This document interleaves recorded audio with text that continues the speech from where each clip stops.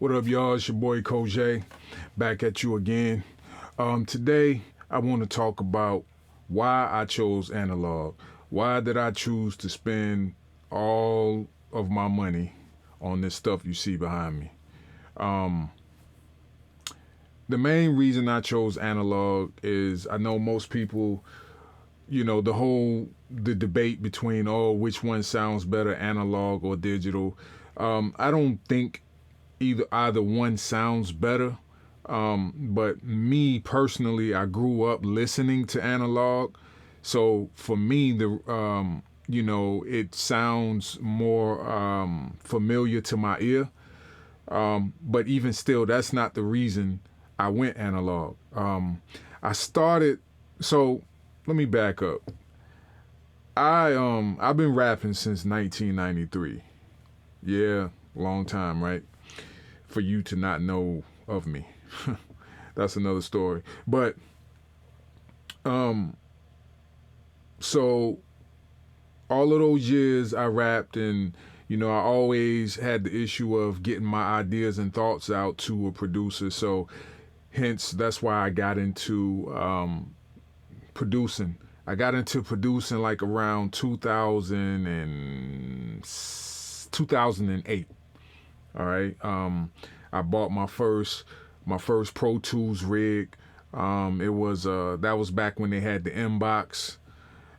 So I got into just recording and producing back then using Pro Tools and an inbox, and I was using Reason to make my beats or whatever.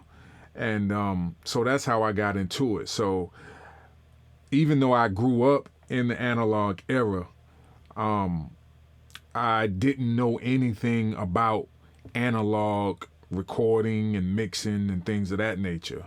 Because by the time I started getting into studios and recording and even knowing what the whole process was about, things had already started to turn towards digital, towards in the box or recording in the computer, which is when I came along. So that was all. That was what I saw. So naturally, that's what I gravitated towards, and I didn't even really know anything about the whole analog versus digital debate. As time went on, I got better at producing and making beats and recording and mixing, and you know I started to hear little whispers, via the internet and via other artists or people that I would run into about the whole analog versus digital debate, and even still, those are not the reasons I went analog. The reason I have gone analog is because of plugins and software updates and a waste of money, right? The beautiful thing to me about analog gear is once you buy it, you got it. You don't have to worry about it updating. You don't have to worry about your computer not being compatible with it anymore. You buy it, you got it. The inputs and outputs don't change on this gear. You got XLR, you got quarter inch, you got TRS, TS. You might have some stuff with, Ethernet port here and there. You got your combo jacks, your XLR, quarter inch combo jacks. And I might be missing a few. Oh, you got SPDIF, you got light pipe, you got ADAT, and you got MIDI, right? And this stuff hasn't changed in forever. There's gear that you can buy from 1980 and hook up right now. Try buying a piece of software from the mid 80s or 90s and getting it to work right now. Yeah, let me know how that works out for you.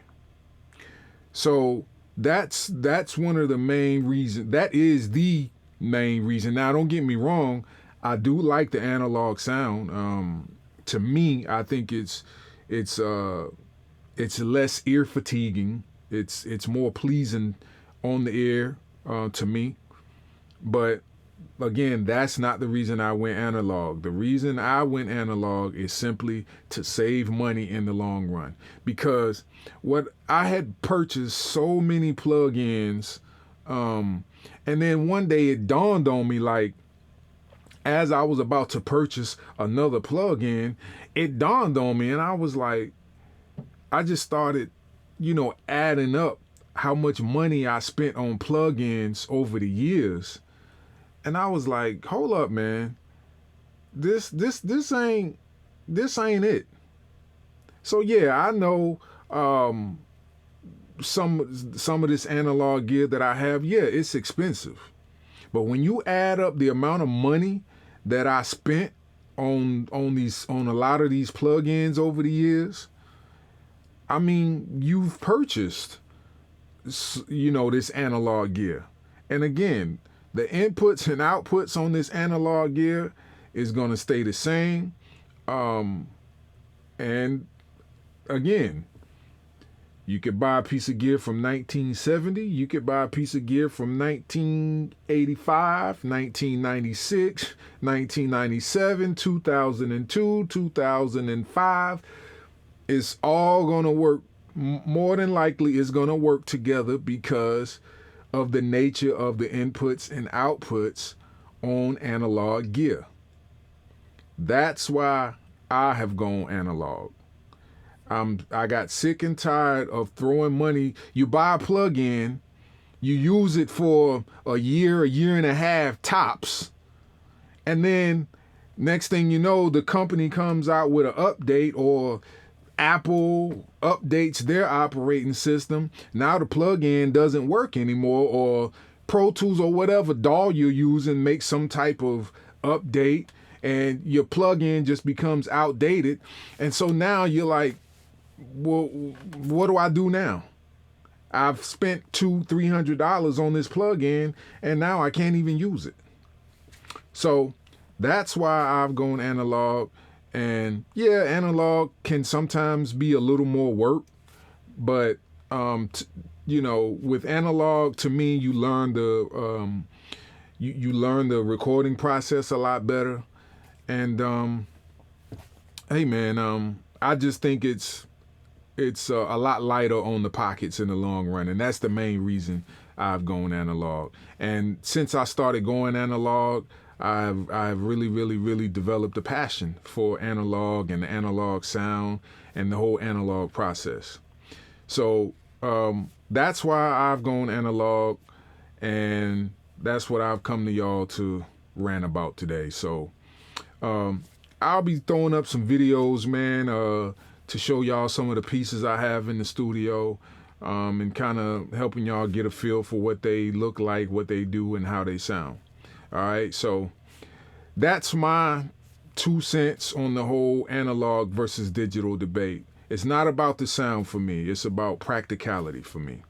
And I know with plugins, it's easy to just pull them up in the DAW and put one plug-in across 20 tracks, instantaneously, and that's cool.